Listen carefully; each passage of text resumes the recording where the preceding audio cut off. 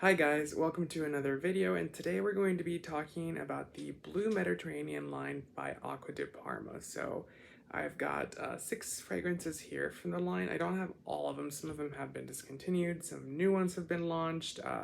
So we're just going to talk about the ones that I have here, and I did rank them from best to worst. Some of these were launched back in 1999, which this is my ignorance. I actually thought they were more of a new line for Acqua di Parma, but clearly they've been around for a hot minute. So let's get right into it. So at the bottom of this list is one that I know is very popular by the brand. It is one of their top sellers according to the website. It does, sell pretty well. The reason I put it so low is for the reason that it's typically one that doesn't have a lot of, personality to me. It seems a little boring as a fragrance, but nonetheless, it is a popular one as well. So that one that we're talking about today as the first one and at the bottom of the list is Bergamotto di Calabria. So Calabrian bergamot is the main ingredient in this guy. It is a really nice fragrance. I won't gripe about it. It's just a little bit plain. It smells like a squeezed lemon. Longevity is awful. Performance is awful. It is an eau de toilette, so these are not the colonias like typically Acqua di Parma comes out with. But it is, like I said, poor on the longevity spectrum, so that is something I don't like about it. It kind of reminds me of Dior Homme Cologne, which is, very similar in no breakdown. I couldn't find a perfumer for this guy, but it is, like I said, it was launched in, I believe, 1999. 2010, I'm sorry. So it was launched in 2010. So it's not that, new, but it's not that old. And just so you guys can see, the bottles are absolutely gorgeous. It's that blue, like very summer. These are all very nice summer fragrances. Any one of these is like perfect for it. Like I said, the originality on this one is not the best. It smells pretty much like a bergamot fragrance would, which is disappointing because you can do so much with Calabrian bergamot and make it your own, and they failed to do that for me on this one. Smelling it, like I said, it smells like a squeezed lemon with mandarin in there. There's a ginger note in here, I know that, but it's slightly small. It's like ginger, lemon, mandarin, and it does have a little bit of a woody background that makes it kind of like a fresh, sharp citric fragrance with a little woody, thrust through that one. So that's number 6, and it's the lowest ranking one, and I apologize for that. I know some of you guys love this one. I love it too, but it could be better in so many ways. Like I said, longevity, performance, sillage, it doesn't have any of that, sadly. The next one we're talking about, and this is in the number 5 spot, it is one that is good. It's more of a me thing. I'm not a fan of vanilla on certain fragrances. Vanilla to me can smell sort of licoricey, and I've never liked the smell of licorice personally, so that's mainly the reason why on this one. So this one is Mandorlo di Sicilia, so Mandarin, Sicilian Mandarin. It does have that note in there. If you actually notice as well, the liquid's a little bit more darker on this guy. This one does have longevity and projection, not the best. It is an eau de toilette and it is a fresher fragrance, so it's not going to be your, oomph type of like performance on it. So do note that, but it does have better performance than what the other guy, Bergamotto and Calabria did. This is the worst performing fragrance out of all of the ones in this group. That's why it's ranked so low. Otherwise, it would be ranked a little higher. So, I mean, this one's good. Not a big fan of the vanilla in there. It's like I said, it's a little bit of a licoricey type of vanilla. But it is a nice fragrance. I'm sure that people do love it and care for it. It's not the one that I would run out there and buy instantly. I can kind of go down the breakdown of notes for this guy. Excuse me while I get that. The notes are going to be star anise, Italian bergamot, Italian orange, green almonds, ylang ylang, bourbon vanilla, labdan cedar, and tolu balm, as well as musk. So it is a little unique. It's your unique take on Mandarin. You know, they could have just done a very like straightforward like Mandarin type of smell, which a lot of other brands do, like, you know. But this one in particular is it does have its own, you know, flair and uniqueness to it, which I do appreciate. It is a good one, like I said. It's not one that I've worn a lot, as you can tell. The bottle's, you know, been loved a little bit, but I'm just like, I don't know. That vanilla in there, and like I said, when you first spray it, it kind of gives you that licoricey type of vanilla feeling to it. So, yeah, at number 5, we have this guy, Mandorlo de Sicilia. So on the number 4 spot, this is a really good one. It is very unique. It is very sexy. It has a little bit more of a depth to it, which I like and appreciate. Performance is good. It's a great fragrance. I think it's sexy. It's you know, but it's summertime. It's fresh. It's, you know, sitting at the beach under, you know, a bunch of palm trees, and there's a forest nearby. It's just great. You know, the water crashing onto the rocks type of scent. This is Cipresso di Toscana, and these are all 5-ounce bottles, by the way, so they're the big guys. I like them in the bigger size. In the small size, they kind of look too small to me. So yeah, they all come in 5-ounce bottles here. The top notes for this one are going to be orange and Eleni resins, as well as star anise. Your heart notes are going to be lavender, sage, and petitgrain. And then your base notes for this one are going to be balsam fir, pine needles, and cypress. So that cypress is in here very, very prevalent. It's a really great fragrance. It's, like I said, it's grabbing a fresh scent, but it's making it its own. It's making it, you know, long and a little bit like a, you know, that greenness note behind it. But there's also woody quality in here, which I don't think any of the notes actually have wood in them, but it does have a little bit of a woody, green, fresh experience. I do recommend checking this guy out. It is good. The longevity is good on it too, which is surprising for most of these, that their longevity is awful, but this one does last a while. Like I said, this is more of a summer fragrance, as all these guys are, but you can wear them as you please. I did the mistake of buying it in the winter, and I didn't get to really enjoy it, but now that it's summertime, we will definitely be wearing this guy. And the next one, which is going to be number 3, is definitely one of my favorites here. It's lower on the ranking, not due to smell, because I think out of all these, this has the best smell in my opinion.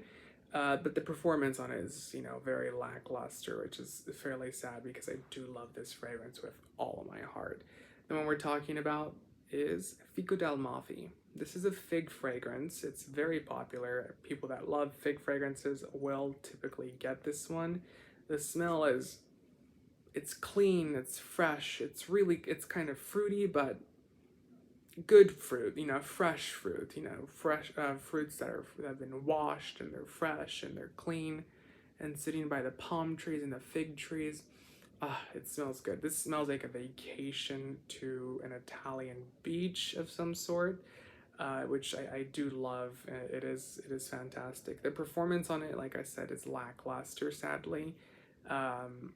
It's not the worst, so it's not as bad as, you know, per se, the Bergamot, the Calabria, but it's not the worst, you know. If I would say it's 2 steps above it, but not, you know, full 10 steps where it's, you know, really long projecting and lasting fragrance. So Fico del Mafi's top notes are going to be Italian bergamot, grapefruit, and lemon.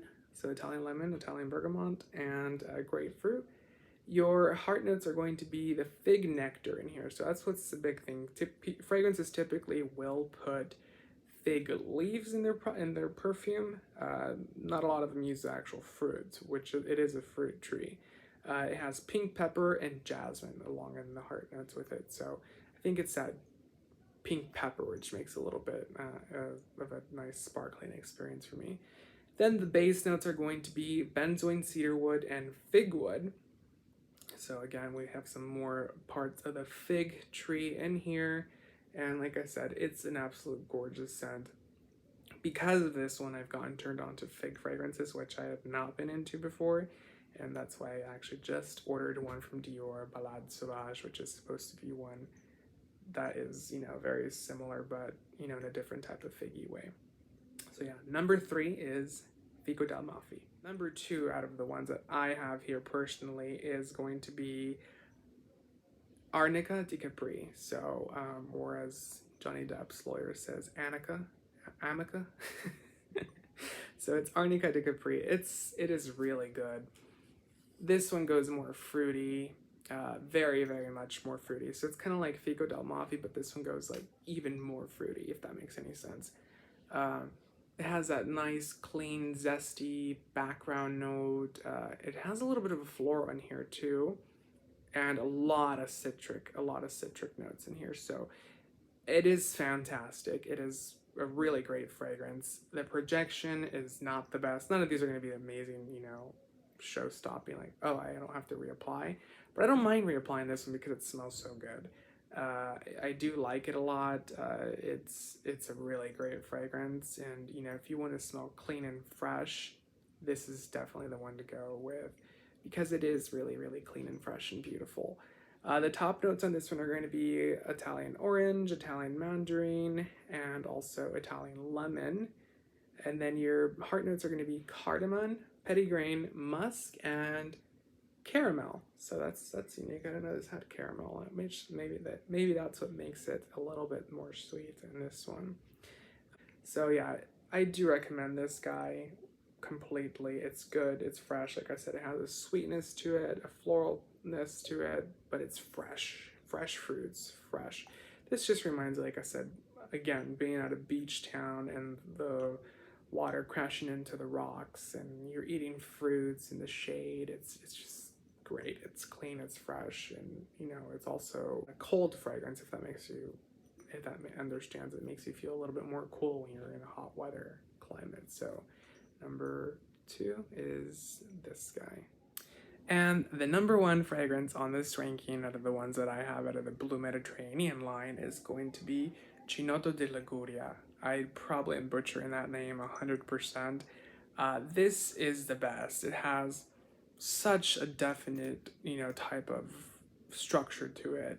It's clean, it's fresh, it's smoky, it's a little bit floral. It's everything you want out of a fragrance, but done tastefully and done with the right blend. So it's a beautiful blended fragrance. This one is, the top notes are going to be Chinotto, mandarin orange, and your heart notes are going to be jasmine, geranium, cardamom, and rosemary. So those are your heart notes, and then the base is patchouli and musk. So like I said, it's an absolute gorgeous fragrance. It lasts all day. This one has great projection, great longevity. It does become more of a skin scent. A lot of Acqua di Parma fragrances do become more of a skin scent themselves, but it does stay on all day, which is really nice to know because it is an eau de toilette, and I really believe these should have been labeled as colognes, but hey. But yeah, I do love this one, like I said, a lot. It's a fairly newer release. It came out in 2018. So it's one of the newer ones in the range, and it has been very popular from what I can tell. I would recommend going out to check this guy out. I would say if you don't care about performance or longevity and you don't mind reapplying, I would say this is number 1 to go and check out. Then Fico del Mafi would be the second guy to go check out. And this guy as well, Chipotle Toscana. So those are the ones that I would go for if you don't care about this ranking. But if you care about all the, you know, longevity, performance, and all that stuff, and smell, then follow my list. Yeah. But yeah, this is number 1 for me out of this line itself. Let me know if you guys have other ones that you guys would like me to add and rank them with it. I actually got all of these, not from Acqua Di Parma's website or at a department store. I got them all on FragranceNet. So they all came out really cheap, and you can get ones fairly cheap. Like I believe Bergamotto and Mandorlo were ones that I could get for like $60 for a 5-ounce. Like, these are very expensive handmade fragrances, and to pay that price for something so good is just amazing. And I only intended on buying a couple of them, and ended up buying the whole range, at least the ones that they had, and they have some new ones now too, but I'm trying to expand on other brands, because you can't just sit here and make videos about Acqua di Parma, which is one of my favorite houses if you can't tell. So yeah, I hope you guys liked today's video, and these top 6 fragrances from the Blue Mediterranean line by Acqua di Parma. And let me know what else you guys would like to see. I really enjoy making these videos, and I hope you guys enjoy watching them as well. So remember to give it a thumbs up and subscribe and comment. Thank you so much for watching. Have a great day. Bye.